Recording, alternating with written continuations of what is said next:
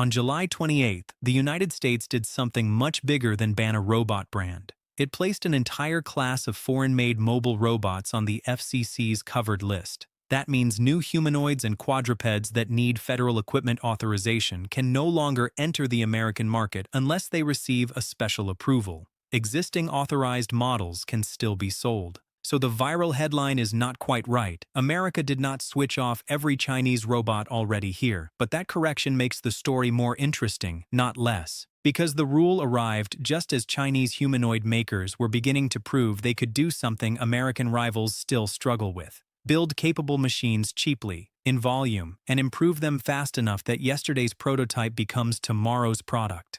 Unitree is the clearest example.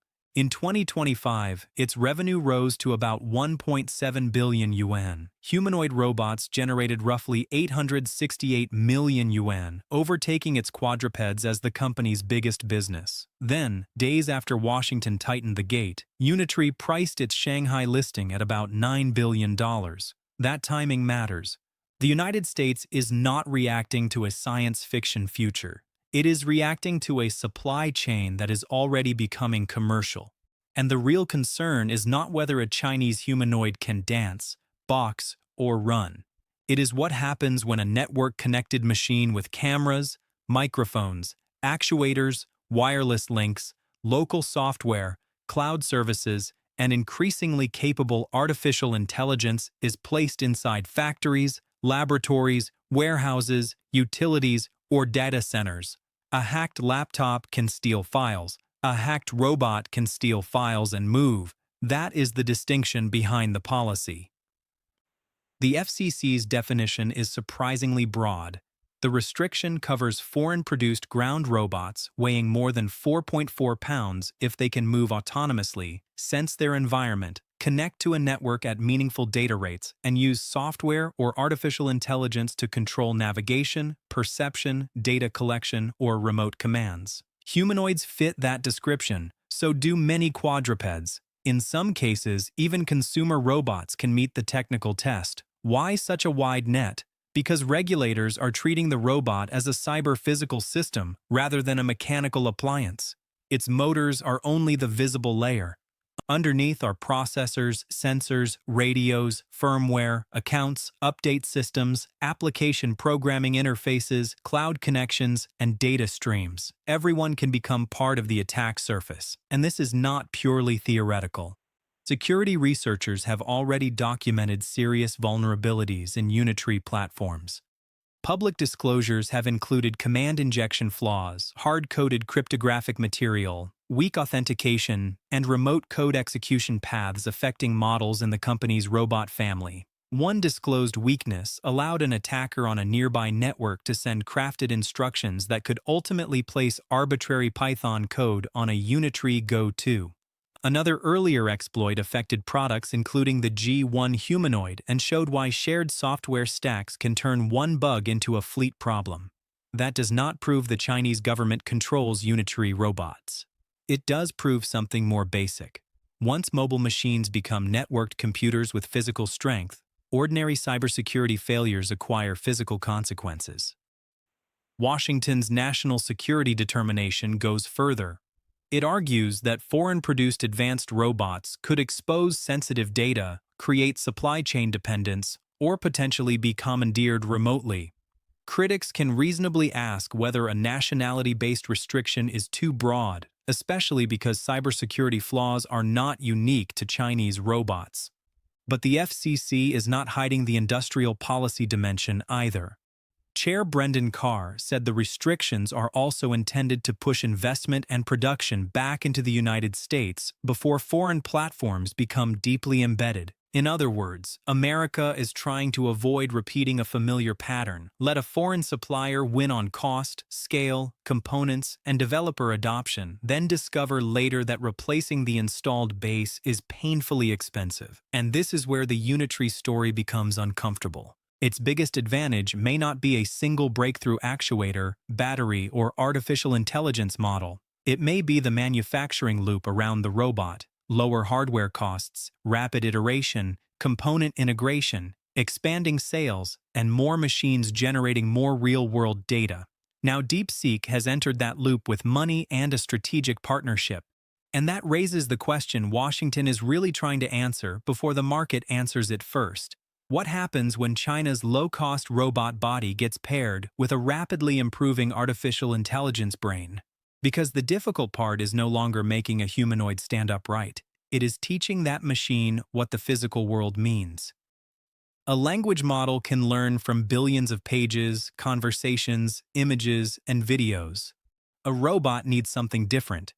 It must learn how much force opens a drawer without breaking it, how an object shifts when its center of gravity changes, how to recover when a foot lands slightly wrong, how to distinguish something that looks graspable from something that actually is. That requires enormous amounts of physical interaction data, and this is where Unitree and DeepSeek become more interesting together than either company is alone. DeepSeek invested about $20.8 million in Unitree's Shanghai offering. The companies also agreed to cooperate on artificial intelligence models and embodied intelligence. Unitree brings mechanical engineering, motion control, robots, and increasingly valuable real-world data. DeepSeek brings expertise in building advanced AI models. The partnership does not mean China has suddenly solved general-purpose humanoid intelligence, far from it. Today's most impressive humanoids can walk, run, recover their balance, manipulate selected objects, and perform carefully trained demonstrations. But reliably entering an unfamiliar workplace, understanding a vague instruction, handling unexpected objects, and completing useful work for hours remains enormously difficult. That gap between demonstration and dependable labor is where much of the robotics race will actually be decided.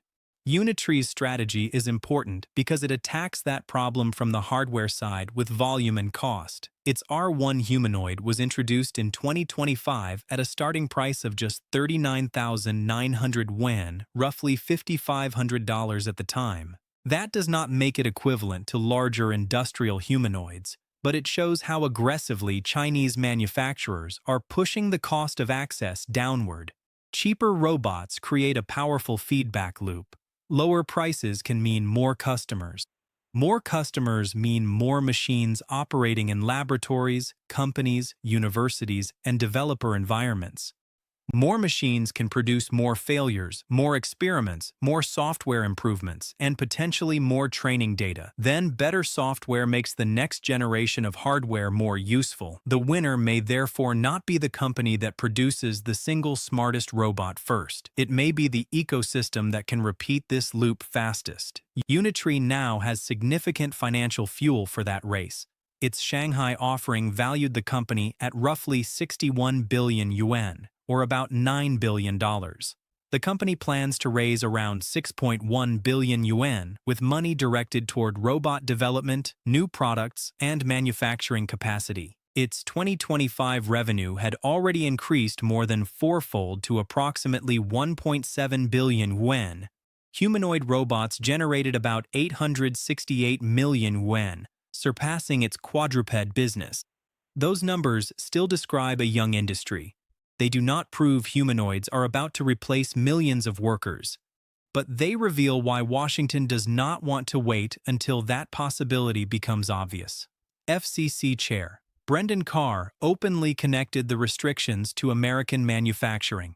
He said the United States wants companies to move investment and production domestically rather than discover 5 years from now that thousands or millions of strategically important connected devices come from potentially risky foreign suppliers. That is an unusually important admission, because it means this is not simply a cybersecurity story, it is industrial policy. America is effectively trying to influence which robotics ecosystem becomes established before switching becomes expensive. We have seen versions of this problem before. Once a technology platform gains scale, the advantage spreads beyond the original product.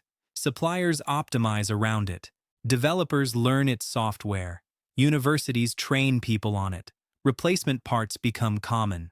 Costs fall. Customers accumulate experience. Eventually, the platform itself becomes infrastructure. That is the real strategic threat Washington appears to be trying to prevent. And there is a difficult trade-off. Chinese robots can also provide inexpensive hardware for American researchers and developers. Blocking future models may reduce one's security exposure while simultaneously making robotics experimentation more expensive for some American teams. Security vulnerabilities are also not uniquely Chinese. Any connected robot can contain bad authentication, vulnerable firmware, insecure update systems, or exploitable software.